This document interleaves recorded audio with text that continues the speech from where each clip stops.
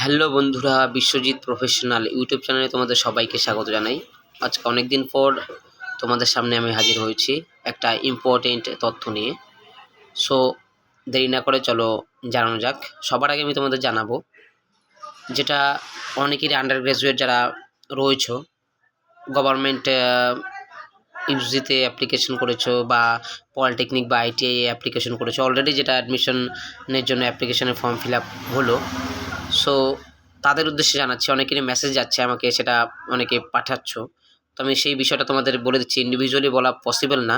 So তার জন্য আমি তোমাদের সেটা ক্লিয়ার বলে দিচ্ছি কি বিষয়, কি পারপাসের মেসেজটা আসছে। দেখো এখানে মেসেজটা এসেছে, all students who have registered and applied through the centralized admission portal are requested to upload their social category details and preference ordering through the portal between 29/7/2025 দুপুর 12টা থেকে 1/8/2025 রাত্রি 12টা অবধি। For any query please contact about chatbot ভেনা call. এখানে দিয়ে দিয়েছে কী করে তোমরা বিষয়টা জানবে। তো আমি তোমাদের একদম সংক্ষেপে বলে দিচ্ছি বিষয়টা কী আসছে। এটা অ্যাকচুয়ালি যাদের সেন্ট্রালাইজ অ্যাডমিশন পোর্টাল মানে ইউজিতে যারা অ্যাপ্লিকেশন করেছিল তাদের এই মেসেজটা এসেছে। শুধু এটা তাদের ক্ষেত্রে নয়, যারা আইটিআই বা পলিটেকনিকে করেছে তাদের ক্ষেত্রেও সেই মেসেজটা আসছে।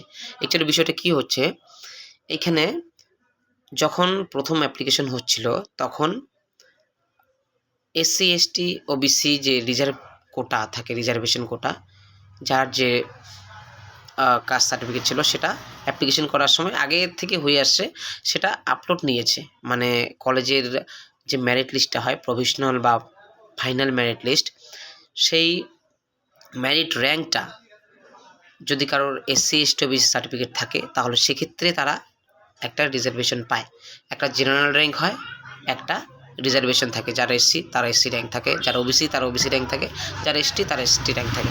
নাম্বারের ভিত্তিতে তার সেই সার্টিফিকেটের অনুযায়ী একটা আলাদা আলাদা র্যাঙ্ক থাকে। তো সে কেউ সেটা যখন কাউন্সেলিং হয়, সেই কাউন্সেলিংয়ের সময় কি হয়, কেউ এসসিতে পেয়ে গেল, মানে রিজার্ভেশন থাকলে সে আগে রিজার্ভেশনে পেয়ে গেল নাম্বারের ভিত্তিতে র্যাঙ্ক হিসাবে, যেটা আগে থাকবে সেটাতে পেয়ে গেল, অথবা কোনোটাতে জেনারেল র্যাঙ্ক হিসাবে পেয়ে যায়। বিশেষ করে এসসি র্যাঙ্ক বা মানে রিজার্ভেশন যেটা থাকে সেই রিজার্ভেশনটাতেই আগে পেয়ে যায়।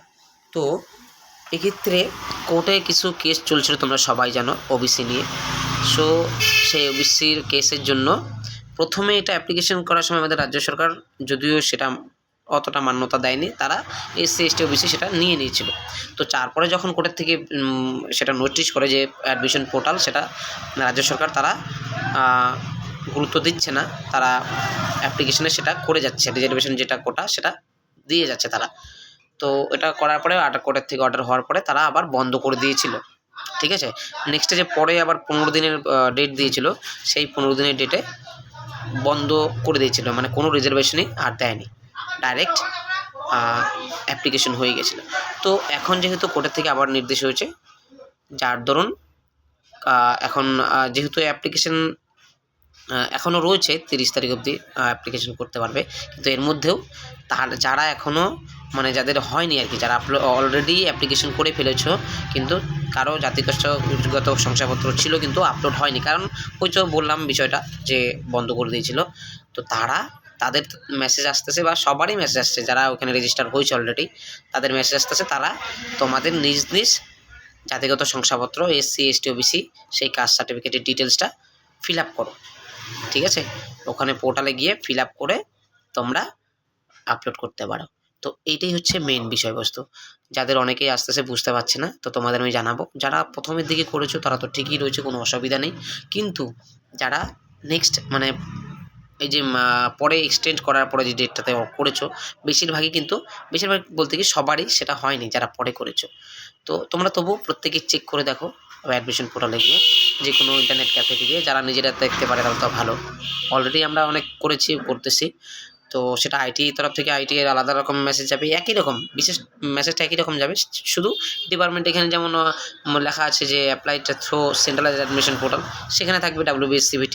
ঠিক আছে, এসসিটি ভিটি এইরকম আসবে, কিন্তু বিষয়টা একই।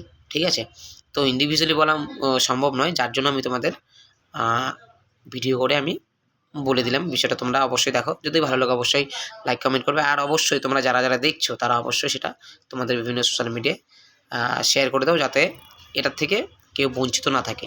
ঠিক আছে, তো আর বিশেষ করে আমার অনেক দিন থেকে আমি আসিনি, বিকজ আমার এফবিটা হ্যাক হয়ে গেছিলো, যার জন্য আমি সেটা অনেকটাই খারাপ লেগেছিলো, যার জন্য আমি কোনো ভিডিও বানাইনি। সো এখন থেকে কালকে পরশুর পরের থেকে আমি একটু ব্যস্ত থাকবো, তারপরের থেকে আমি কন্টিনিউ আপলোড করব, যা গভর্নমেন্ট বা প্রাইভেটে অ্যাপ্লিকেশন চলছে সেগুলো বিষয়ে আমি জানিয়ে দেবো। সো ভালো লাগলে অবশ্যই লাইক কমেন্ট শেয়ার একটা করবে। থ্যাংক ইউ, ভালো থাকবে, জয় হিন্দ।